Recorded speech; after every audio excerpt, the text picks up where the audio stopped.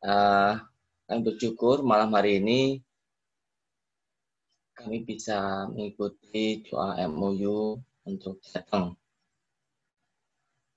Seperti yang Bapak Ibu ketahui di dalam grup bahwa beberapa hari yang lalu kami izinkan mengalami satu kondisi di mana kami sekeluarga 5 orang harus istirahat rawat inap di rumah sakit karena terpapar COVID. Kami tidak mengira kalau ternyata kami bisa terkena. Jadi ceritanya itu dua anak kami itu berkunjung nengok neneknya atau ibu saya di Blitar, Jawa Timur. Karena kami tidak bisa ikut juga, dan itu kami juga pikir kami tidak bisa menengok rame-rame karena kondisi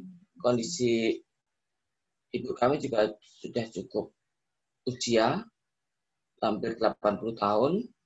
Kemudian yang perlu ketemu adalah anak saya, karena anak saya yang besar itu minggu depan ini harus balik ke Jerman, jadi belum sempat ketemu sama neneknya. Jadi dia diantar adiknya naik kereta ke Blitar, kereta malam. Memang untuk masuk atau ikut naik kereta itu harus genus, dan semuanya baik-baik aja. Genus baik berangkat maupun pulang, mereka lakukan genus, semuanya negatif. Tapi pada saat pulang, itu anak saya merasakan suasana di dalam kereta itu agak tidak nyaman. Jadi dia merasa kedinginan, kemudian juga keretanya tidak terlalu bersih. Orang-orangnya yang waktu itu naik kereta itu juga kurang begitu bersih, artinya tidak nyaman anak kami itu. Itu akhirnya waktu itu tanggal 3 Mei, anak saya pulang dari Jawa Timur. Tanggal besoknya dia merasa, anak saya yang nomor 2 yang kecil itu merasa kok badanku agak demam ya Pak. Aku agak kurang enak badan itu. Nah kami tidak menduga kalau dia itu terpapar COVID. Kami pikir hanya flu biasa. Akhirnya minum Dekolbi, minum obat flu, istirahat, makan yang cukup. Tanggal 4 kami sekeluarga ke Semarang. Selain kami antar anak saya yang perempuan itu ke Semarang, sekaligus kami ada acara makan malam bersama, karena pada tanggal itu kami memperingati ulang tahun perak pernikahan kami tanggal 4 Mei itu di Semarang, di satu tempat makan. Kami bersama-sama menikmati sekeluarga semuanya di sana. Malam itu kami pulang, keadaan juga tetap baik-baik aja, bahkan anak saya yang kecil yang bawa mobil nyetir sampai ke Solo. Esok harinya dia masih merasa kurang enak badan, meskipun mungkin karena stamina-nya cukup kuat, jadi dia tidak terlalu jatuh lemah atau sampai harus merasa kesakitan, tidak. Hari Rabu kami tidak merasa apa-apa, tapi Kamis itu saya tetap bekerja, saya ke Sragen bersama dengan tim. Yang saya rasakan tenggorokan saya ini terasa mulai kering dan perih, jadi seperti radang itu. Saya hanya minum Dekolgin, kemudian saya minum vitamin, minuman hangat seperti itu. Tapi tetap terasa nggak terlalu parah sih, tetapi terasa kok ada dahak ya di tenggorokan saya yang terasa mengganggu itu hari Kamis. Kemudian hari Jumat saya juga masih terasa, tapi badan saya masih tidak merasakan apa-apa. Bahkan Jumat sore istri saya mulai terasa demam.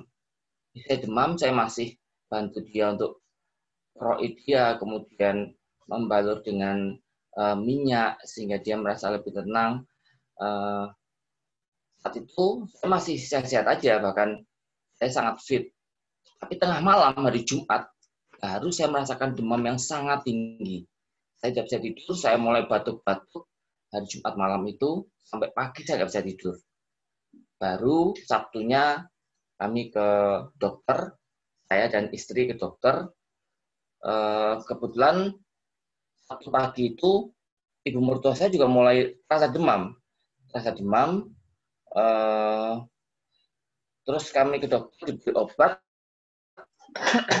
Saya merasa kok aneh ya, satu keluarga semuanya kena demam, flu yang cukup kami rasakan tidak seperti biasanya. Artinya biasanya kalau minum obat selesai bisa istirahat, tidur, sembuh. Tapi ini kok nggak cepat sembuh, tapi semakin terasa berat.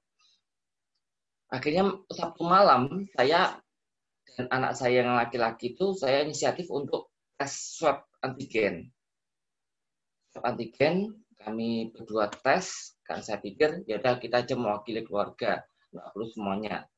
Nah, hasilnya ternyata positif.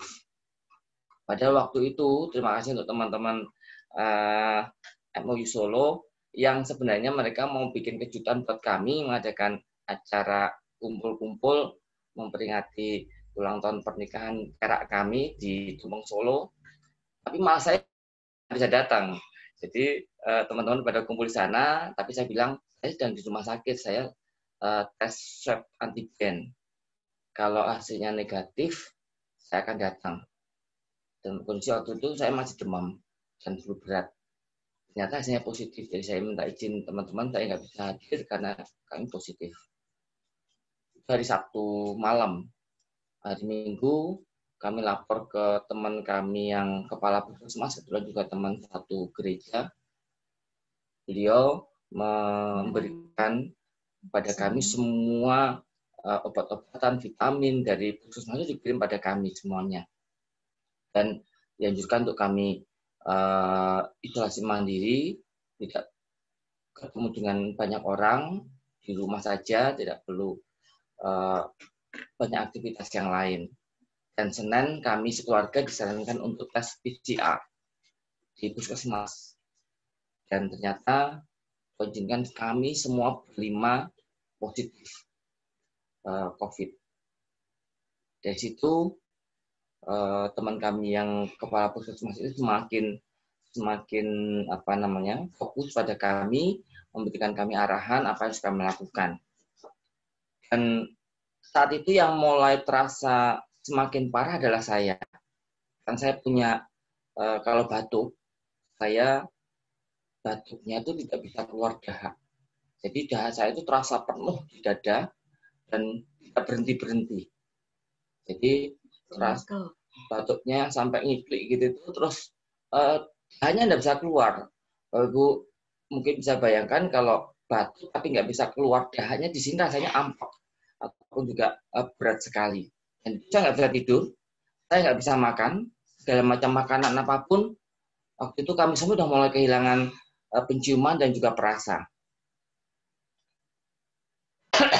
Saya tidak bisa merasakan makanan apapun, makanan seenak apapun tidak bisa. Waktu itu yang bisa saya minum adalah hanya susu, kemudian air madu. Terima kasih untuk teman-teman MOU, Pak Erasmus, Pak Handoyo, Bu Erlina, Bu Lis, Pak Heri, Bu Linda, dan juga Ko Thomas yang mensupport kami, karena kami tidak bisa apa-apa, kirim makanan yang untuk kami sekeluarga. Meskipun saya tidak bisa merasakan apa-apa, tapi kami bersyukur teman-teman itu sampai tanya, makan apa yang kira-kira bisa masuk ke dalam perut saya itu. Saya hanya bisa makan atau minuman makanan cair, jadi energen, susu yang bisa saya makan. Makanan keras sama sekali tidak bisa. Ada makanan durian kirimkan tumpeng pun ya nggak ada rasanya. Bahkan semua makanan begitu dibuka saya bau itu, perut saya langsung mual, langsung bergejolak dan sama sekali tidak bisa masuk makanan. Nah, itu yang memperberat kondisi saya, tapi puji Tuhan, Tuhan berikan saya istri yang luar biasa. Dalam kondisi dia juga sakit, dia sangat memperhatikan kami, memperhatikan makanan kami, sampai dia berusaha bagaimana supaya saya bisa makan. Kemudian apapun yang saya bisa makan, dia buatkan minuman hangat, energi, dan semuanya dia selalu buatkan, meskipun dia sendiri juga merasa sakit, tidak fit gitu. Sampai hari ketiga, saya terus komunikasi dengan teman-teman dokter, sahabat-sahabat kami yang tahu bagaimana kami harus melangkah. Karena istri saya melihat kondisi saya kurang begitu bagus, dengan kondisi batuk yang sampai tidak bisa tidur dan juga nggak bisa makan, istri saya memutuskan untuk kami harus ke rumah sakit. Nah, nanti istri saya akan cerita bagaimana prosesnya itu, tapi kami bersyukur istri saya dengan gesit, dengan cekatan, dengan semangat mencoba mencari tahu apa yang harus kami lakukan, bagaimana supaya saya bisa makan, saya bisa meningkatkan imun saya, stamina saya bisa tetap jaga. Itu betul-betul istri saya yang berusaha keras untuk saya bisa tetap kondisinya bisa terjaga. Demikian juga istri saya melihat kondisi ibu mertua saya, karena ibu mertua saya yang saya khawatirkan tadinya malah ibu mertua saya, karena punya diabetes dan darah tinggi. Jadi kalau komorbid, kalau tidak hati-hati bisa semakin memperparah. Tapi puji Tuhan, ibu mertua saya malah kuat dan bisa makan. Yaitu semua istri saya yang paksakan semua, pokoknya semua harus makan, semuanya harus masuk makanan bisa menguatkan itu. Dan saya yang memang sangat-sangat sulit, tidak bisa makan apapun, dan itu memang melemahkan kondisi saya, apalagi batuk saya semakin parah. Betul, waktu rumah sakit, nanti ceritanya bagaimana sampai ke rumah sakit, istri akan cerita. Waktu di rumah sakit, waktu di ronsen, yang paling parah memang saya. Jadi paru-paru saya ini cukup kotor, karena dahak yang tidak bisa keluar itu, ya saya sempat harus pakai oksigen untuk sebenarnya tidak disarankan, tapi saya pikir saya butuh oksigen supaya saya tetap kondisi saya bisa lebih bagus. Jadi saya minta untuk tetap pasang oksigen. Jadi di rumah sakit juga semuanya pasang infus, semua antivirus, antibiotik, semuanya masuk lewat infus. Jadi itu yang saya mau sampaikan pada Bapak-Ibu sekalian, bahwa semua tidak terduga, semuanya di luar kendali kami, dan kami berpikir semua yang kami alami ini, kami percaya Tuhan izinkan, Tuhan tahu, dan itu yang membuat kami semakin dekat. Yang tadinya kami tidak pernah kumpul, itu waktu itu kami ada di rumah sakit dengan 2 kamar, dan kami bisa kumpul, bisa terus berdoa bersama-sama, dan kami saling menguatkan. Itu yang kami rasakan, bahwa keluarga kami Tuhan kuatkan, Tuhan berikan satu kesempatan terbaik untuk kami boleh saling mensupport, kami boleh saling menguatkan, mendoakan. Dan yang saya betul-betul rasakan, saya bersyukur memiliki istri yang kuat, istri yang semangat, istri yang gesit, semuanya diatasi meskipun dalam kondisi yang dia juga tidak begitu sehat. Bahkan pada saat di rumah sakit, karena saya sekamar dengan anak laki-laki saya, istri saya malam-malam pun masih menengok saya dengan membawa infus. Dia nengok ke kamar sebelah di kamar saya untuk melihat apakah memastikan saya baik-baik saja. Bahkan juga malam-malam membuatkan saya minuman hangat, air madu, susu, kemudian juga sereal, membawakan apa saja yang saya bisa makan. Dan kami bersyukur Bu Lis menghubungi saya, banyak apa yang bisa dimakan. Saya hanya bisa makan buah, Bu. Akhirnya beliau kirimkan saya buah untuk saya bisa makan. Kemudian juga malam-malam itu saya sama sekali waktu itu seharian tidak bisa makan. Saya teringat apa yang bisa saya makan itu adalah bubur sumsum Tumung Solo buatan Bu Herlina. Malam-malam saya langsung hubungi Bu Herlina. Terima kasih Bu Herlina dan Pak Rian. Malam-malam dibuatkan, dan puji Tuhan malam itu saya baru bisa makan bubur sumsum yang dibuatkan oleh Bu Herlina. Dan juga saya bersyukur Ko Handoyo yang selalu memantau kami, mendoakan kami, dan juga Ko Freddy yang langsung menghubungi kami dan mendoakan kami, itu sangat menguatkan kami bahwa kami memiliki saudara-saudara seiman yang sangat memperhatikan kami, mendoakan kami. Itu satu kekuatan, satu berkat yang luar biasa bagi kami sekeluarga, dan itu yang menguatkan kami, dan itu yang terus membuat kami bertahan dan semakin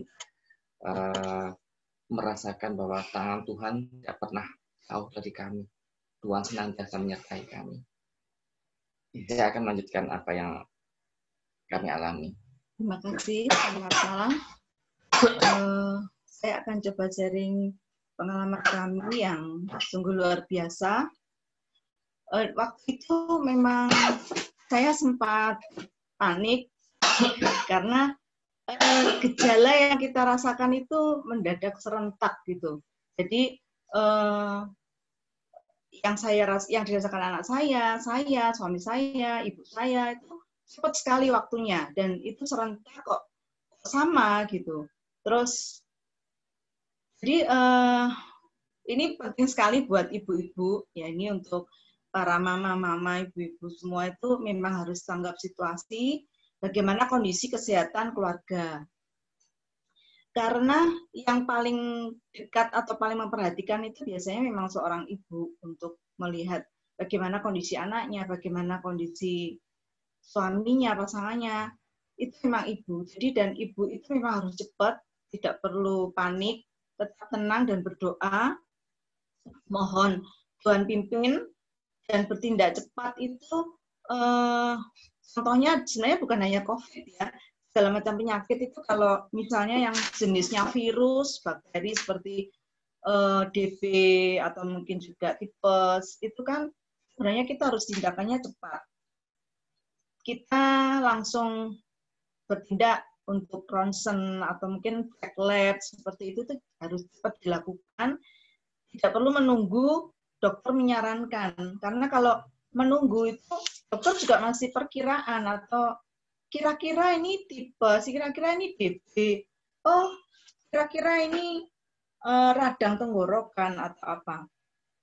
Tapi kalau kita cek lab itu sebenarnya membantu para dokter tersebut untuk memastikan sebenarnya apa sih yang ada. Karena pada akhirnya toh dokter juga pasti meminta kita untuk lab. Jadi ini yang tindakan pertama yang harus cepat itu adalah lab.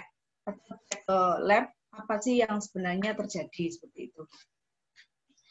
Terus waktu itu kami juga memutuskan untuk, sebenarnya ada saran dari kepala puskesmas itu untuk isolasi mandiri, tapi kami pertimbangkan karena mereka kan tidak merasakan gejala-gejala yang kami rasakan. Jadi kami lebih tenang kalau kami itu dirawat oleh perawat dan dokter. Kalau kami rawat sendiri, isolasi mandiri di rumah itu kan kita tidak mengerti apa-apa yang jadi cepat, karena virus ini kan beritanya memang cepat gejalanya dan menyerang tubuh kita cepat. Waktu itu saya sudah persiapan alat yang namanya saturasi oksigen, itu alatnya kecil. Mungkin ibu-ibu, bapak semua sudah tahu alat saturasi oksigen itu setiap hari 3 kali kita periksa. Atau suhu badan, termometer juga boleh dipersiapkan. Saat kita mulai ada gejala, itu kita sebenarnya harus segera untuk tindakan di rumah sakit. Karena obat-obatan yang diberikan itu kalau hanya diminum oral itu kurang cepat, tapi lebih cepat kalau di infus. Karena dari infus langsung disebar. Tapi kalau di obat minum itu ke lambung dulu, dari lambung disebarkanlah ke seluruh tubuh. Ya, kalau lambungnya kuat, kalau lambungnya nggak kuat, bisa gejalanya bertambah. Jadi tindakan melalui infus itu sangat efektif dan cepat. Dan gejala itu teman-teman yang kami rasakan itu sebenarnya seperti flu biasa. Ada yang kalau saya itu tulang-tulang saya sakit semua dan saya demam. Tapi saya nggak ada batuk pilek. Kalau anak saya itu ada batuknya sedikit, ada demam. Tapi badan tidak sakit. Kalau Pak Indra itu langsung demam dan batuk. Seperti flu berat, seperti itu. Kalau ibu saya tidak ada batuk pilek, tapi badannya sakit semua dan demam seperti saya. Itu biasa gejala pertama. Gejala berikutnya, kalau memang itu benar COVID, itu biasanya hilang penciuman dan perasa. Benar-benar tidak bisa mencium dan tidak bisa merasakan. Paling hanya merasakan itu pahit. Jadi mau manis, mau asin, itu rasanya pahit. Mungkin orang zaman dulu juga merasakan kalau flu juga seperti itu gitu. Tapi untuk sekarang itu lebih lagi. Jadi setelah gejala yang parah itu setelah hilang penciuman dan rasa berlanjut ke pencernakan. Jadi pencernakannya itu sakit terus diare. Jadi dari kami beberapa ada yang mengalami diare. Yang paling bahaya itu adalah berikutnya, kalau itu parah, dia menyerang ke darah. Yang namanya dedimer itu adalah pengentalan darah. Pengentalan darah ini sangat berbahaya karena dia akan menyumbat. Entah itu menyumbatnya di jantung, atau di otak, atau di paru-paru, atau di ginjal, di mana aja bisa tersumbat. Nah ini di saat ada pengentalan darah, di rumah sakit langsung ada tindakan pengencer darah yang sangat membantu dan menyelamatkan. Tapi kalau kita isolasi di rumah, kita nggak mengerti. Kalau diare mungkin ngerti, tapi kalau pengentalan darah kita nggak mengerti gitu, nggak bisa tahu. Nah kalau sudah nggak bisa, yang parah itu kalau dia menyumbatnya ke paru-paru, makanya dia nggak bisa bernafas ya. atau apa? Sesak nafas. Ya, dan yang saat itu saya alami adalah dimer saya cukup tinggi. Dimer saya cukup tinggi, yang standarnya adalah 300, saya 1.300. Jadi sangat-sangat tinggi. Dan itu yang menyebabkan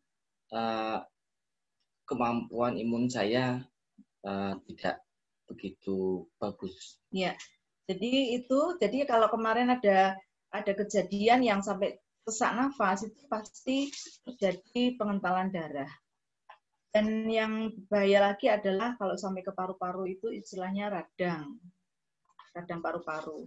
Jadi teman-teman kalau merasakan salah satu dari tanda-tanda itu, alangkah baiknya segera pergi ke rumah sakit saja, tidak perlu takut, karena di rumah sakit protokol ininya, jadi di saat kita terserang itu dan ronsen dan segala macam, semua darah diambil dan dicek, itu langsung terdeteksi, dan dosisnya memang harus diselesaikan. Jadi dosis langsung diberikan antivirus, antibiotik, obat-obatan, vitamin, semua dilewatkan infus. Jadi cepat untuk penyembuhannya. Jadi teman-teman jangan takut, karena sebenarnya COVID itu sudah berdampingan dengan kita. Jadi kalau misalkan di antigen itu mungkin semua sudah positif. Cuman ada yang kuat, ada yang enggak. Kadang kalau enggak kuat itu karena kita terlalu tidak menjaga kesehatan. Jadi misalnya pola hidup, pola makan, olahraga itu kurang, akhirnya kita kondisinya drop dan bisa terkena.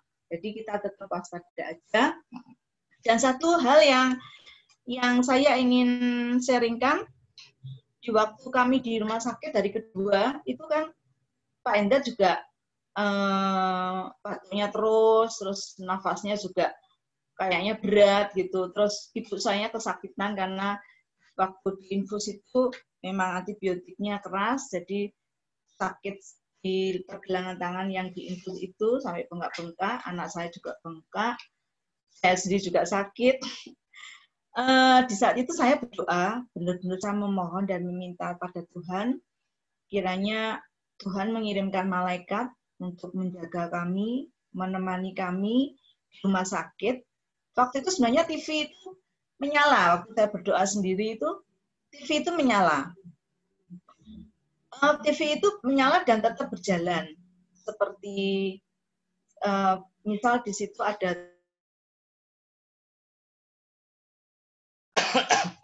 tayangan film gitu, tetap berjalan aja. Tapi di saat saya berdoa, saya memohon sama Tuhan untuk malaikat Tuhan itu hadir di rumah sakit dan menjaga kami. Dan saya berdoa, Tuhan yang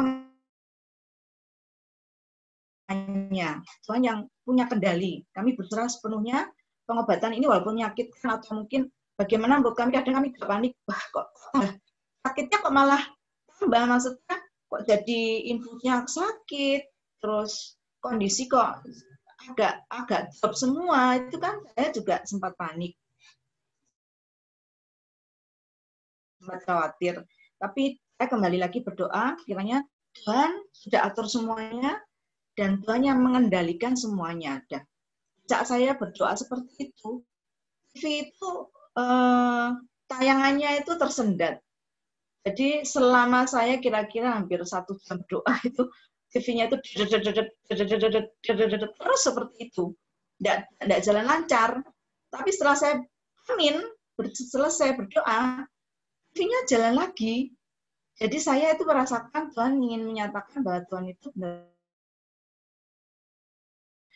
benar-benar ada, malaikat Tuhan benar-benar hadir di rumah sakit tersebut, di kamar kami, dan mengendalikan semuanya. Itu yang kami sharingkan. Dan satu mujizat lagi yang kami alami, waktu itu kan kami butuh dokter yang kami ingin memberikan tambahan imun jadi antibodi, tapi tidak semua dokter atau rumah sakit itu menyetujui lah seperti tersebut. Saya waktu itu di hari ketiga itu sudah tidak mungkin kalau mengatasi ini semua sendiri di rumah sendiri, berlima semua sakit, saya tidak kuat Tuhan. Saya maunya semua dirawat di rumah sakit, tapi ada dokter yang mau menyuntikkan ini skrotum tersebut, gitu. Jadi itu seperti antibodi. Nah, waktu itu saya belum ada jawaban dari Tuhan. Jadi saya, karena di rumah sakit Solo itu tidak mengizinkan langkah tersebut. Jadi saya terus mencari info ke sana kemari, telepon sana ke sini, sampai yang padahal waktu itu tanggal merah, jadi hari raya kedua kami waktu memulai sakit itu sebelum Lebaran, terus pas Lebaran hari kedua itu kami memutuskan mau pergi ke rumah sakit, tapi kami kalau misal benar masuk rumah sakit, itu kami pasti tidak dapat suntikan itu. Akhirnya saya, walaupun itu tutup, yang punya suntikan itu tutup, Semarang posisinya. Puji Tuhan, kami punya kenalan dokter yang dia bisa menelpon yang bagian terkait. Jadi saya, walaupun tanggal merah, waktu itu saya dilayani, dan puji Tuhan, dan itu mujizat, benar-benar mujizat Tuhan, dilayani, itu hari Kamis ya, hari raya kedua itu Jumat ya, itu hari Kamis. Terus hari raya kedua kami memutuskan untuk ke rumah itu, belum dapat dokternya atau siapa yang menyuntikkan gitu, belum tahu mana yang memberikan suntikan itu gitu.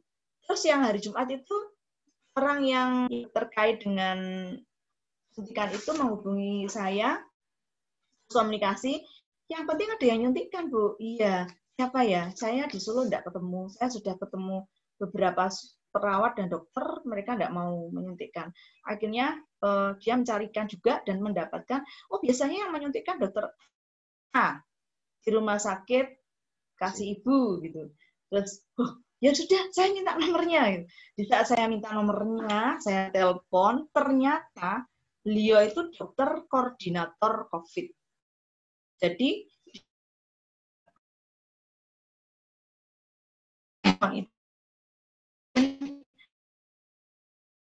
COVID. Oh iya, ini sudah ada surat keterangan COVID sudah. Oke, kalau saya Ibu bisa kami bantu untuk masuk ke rumah sakitnya. Tetapi kalau di rumah sakit tersebut saya bisa nggak disuntikan itu? Karena kan semua rumah sakit bisa. Bisa, Bu. Lah yang nyuntik siapa, Dok? Ya saya nanti. Bisa ya, Dok? Ya sudah. Kalau bisa, saya mau opnam di situ, rawat inap di situ. Akhirnya puji Tuhan, itu mujizat hanya dalam waktu sehari, kami bisa ketemu dokter tersebut, dan ternyata dapat tempatnya dua kamar orang. Oh iya, kami siapkan. Karena koordinator, jadi dia sendiri yang menyiapkan dokter tersebut. Kami dapat, karena kami pasti dicampur dengan pasien yang lain. Nah, ini belum tentu masuk semua. Dan belum tentu bisa masuk 5 gitu. Akhirnya kami mohon izin 5 disetujui, mujizat. Dan waktu kami minta sekeluarga itu 2 kamar itu juga pas ada. Karena memang full ya, rumah sakit full. Nah, di situ mujizat Tuhan. Dan mujizat berikutnya, di saat itu protokol COVID-nya itu ya, dari semua infus-infus masuk, terus kami juga sudah memberikan suntikan yang antibodi tambahan itu untuk Pak Hendra dan untuk nenek, itu ibu saya, itu sudah dilaksanakan 6 kali suntikan. Ternyata nenek itu seger buger, tapi Pak Hendra masih lemes. Terus dokter komunikasi lagi dengan kami. Nah, ini penting teman Bapak Ibu sekalian. Saat kita sudah masuk rumah sakit, itu kita minta satu dokter yang benar-benar kita minta izin dan minta nomor WA untuk kita bisa komunikasi setiap hari dan beliau mengizinkan. Karena di situ kita bisa bertanya, konsultasi, bisa update kondisi pasien setiap hari, bagaimana langkah berikutnya, itu penting banget. Dan itu saya memang izin dan minta dokter yang bertugas di situ siapa yang saya bisa komunikasi setiap hari dan tidak risih gitu atau merasa tertekan atau terganggu. Nah, di situ penting. Nah, dari situ saya update terus kondisi masing-masing dan ternyata yang benar-benar belum fit atau belum kembali membaik itu Pak Hendra. Kalau saya, anak saya berdua itu aman dari awal, tidak ada gejala. Hanya positif saja, tapi tidak ada gejala yang berat. Yang berat ya nenek sama Pak Hendra itu. Nah, saat semuanya, di saat antibodi tadi sudah masuk, Pak Hendra belum sembuh atau belum membaik, dokter langsung bilang, Bu, ini kondisi Bapak masih belum membaik. Padahal sudah disuntikan antibodi juga. Nah, langkah berikut menurut kami tokohnya diberikan donor plasma. Waktu sore dokternya bilang, saya langsung berdoa dulu dan langsung WA ke semua grup. Dan yang pertama saya telepon sebenarnya ketua PMI. Jadi teman-teman di sini tentang plasma itu kalau misalkan butuh pintu hanya lewat PMI. Kalau dari PMI itu sudah ngeling seluruh Indonesia. Jadi dibutuhkan plasma dengan golongan darah atau A atau B. Di Solo itu sudah bisa lihat di seluruh Indonesia ini ada enggak gitu. Jadi satu pintu setiap kota. Dan waktu itu waktu saya telepon ke kepala PMI Solo, ternyata golongan darah Pak Hendra itu nggak mudah A+. Kalau O lumayan, ada stok. Tapi kalau A+, nggak ada, kosong. Langsung saya berdoa lagi dan saya berusaha lagi ke semua grup, ke semua teman-teman dokter, semua teman-teman, semuanya pokoknya saya ngeblas untuk minta bantuan donor plasma A+. Itu semua pasti belum ada jawaban. Kemudian 1 jam kemudian kepala itu mujizat Tuhan terjadi lagi. Kepala PMI itu menghubungi saya, langsung bilang, Mbak Nita, ini ada yang mau donor A+. Nanti jam 8 janji dia mau datang ke PMI. Puji Tuhan, saya langsung haleluya, Tuhan menjawab doa saya, dan di situ saya diminta ke Pak Martono yang ketua PMI itu, nanti jam 8 ya Mbak, tolong telepon saya lagi. Waktu itu kan saya minta bantuan itu juga kaget beliaunya. Ternyata Pak Endat itu sudah masuk daftarnya dari rumah sakit, sudah dimasukkan butuh donor plasma A+ itu Bapak Endat itu urutan antrian ke-9 dari 30 orang. Pak Endat urutan ke-9. Lah waktu itu karena saya nelpon Pak Martono benar-benar dipakai Tuhan untuk membantu kami. Ya ini tak cek dulu ya, yang lain itu kritis enggak? Kalau enggak kritis, Pak Endat saya dulukan gitu. Itu luar biasa pertolongan Tuhan. Saat cek ternyata nggak ada yang kritis. Terus orangnya waktu itu jam 8 saya langsung telepon, Pak, mohon maaf Pak, ini bagaimana Bapak untuk orang yang mau donor? Oh iya, saya cek, ternyata belum datang. Ya Mbak, doa lagi ya supaya orangnya mau datang gitu. Iya Pak, saya doa lagi. Terus anak-anak juga berdoa. Terus ini biar ditelepon PMI orangnya gitu. Nggak lama kemudian Pak Martono telepon lagi, Mbak, orangnya sudah hadir di PMI. Tolong ya siapa dari pihak keluarga yang bisa ke PMI untuk memastikan bahwa itu untuk Pak Indra. Gitu. Terus akhirnya orangnya sudah mendonorkan. Terus saya diminta untuk mengirimkan sampelnya darah Pak Indra ke PMI, dan itu masih dalam proses. Ternyata di proses pencocokan itu maksudnya kalau digabung dengan Pak Indra itu cocok enggak gitu. Dan itu prosesnya ternyata 3-5 jam. Jadi saya sudah berpikir, wah ini nggak bisa masuk malam ini. Ya sudah. Dari proses pencocokan itu kami semua berdoa lagi, mohon pada Tuhan untuk plasmanya itu cocok dengan Pak Hendrat. Puji Tuhan, pagi-pagi saya sudah ngobrol lagi ke PMI, ternyata cocok. Puji Tuhan cocok, dan pagi itu bisa ditransfusikan ke Pak Hendrat. Itu pertolongan Tuhan, jadi mukjizat banyak kami rasakan. Semua boleh terjadi, yang penting kita tetap bersyukur, tetap yakin bahwa Tuhan itu menyertai kita semuanya. Kita boleh mengalami hal-hal yang kadang membingungkan, kadang membuat sedih, kadang merasa berat, tapi kita tetap harus ingat bahwa Tuhan itu sudah siapkan semuanya, Tuhan itu sudah selesaikan semuanya, tinggal kita saja percaya atau tidak. Begitu teman-teman, sharing dari kami. Oke. Ya, pada saat kami di rumah sakit, Tuhan tunjukkan pada saya satu firman yang menguatkan saya dari Yeremia 33 ayat 6. Sesungguhnya aku akan mendatangkan kepada mereka kesehatan dan kesembuhan, dan aku akan menyembuhkan mereka dan menyingkapkan pada mereka kesejahteraan dan keamanan yang berlimpah-limpah. Itu saya merasa dikuatkan bahwa Tuhan tidak pernah meninggalkan kami. Tuhan senantiasa menyertai kami, bahkan semua yang kemarin kami alami itu kami percaya Tuhan sudah persiapkan itu semua. Dan bersyukur semua boleh kami lewati, dan yang seharusnya kami 14 hari, kami cukup 7 hari, dan kami pulang sudah dalam kondisi negatif, cepat sekali negatif, dan kami terus recovery, meskipun saya masih belum total bersih untuk batuk saya, tapi saya bersyukur sudah bisa makan segala macam makanan, bahkan makannya tambah banyak, dan itu semua menguatkan kami dan semakin menyehatkan kami. Terima kasih kembali lagi teman-teman, Bapak Ibu sekalian, atas doanya, dukungannya, sehingga kami boleh melakukannya